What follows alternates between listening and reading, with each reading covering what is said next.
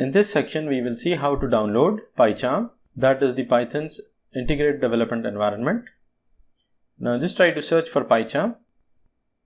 Just browse the link PyCharm, the Python IDE for professional developers by JetBrains. Now here we have download PyCharm. Now we will select Windows, though you can also download for Mac OS as well as Linux systems. Now here we have Professional as well as the Community Edition. Professional is a paid version, but the Community Edition is free and open source. So let's download the Community version.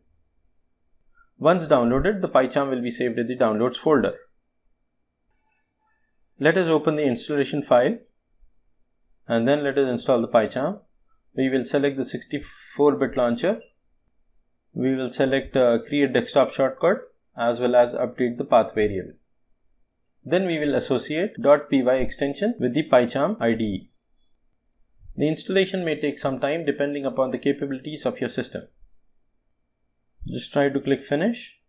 Let us open PyCharm. PyCharm will be installed inside the JetBrains folder. Once we are able to open the IDE, that means the installation is successful. Now we can move further with the implementation of Python programs for data structures and algorithms.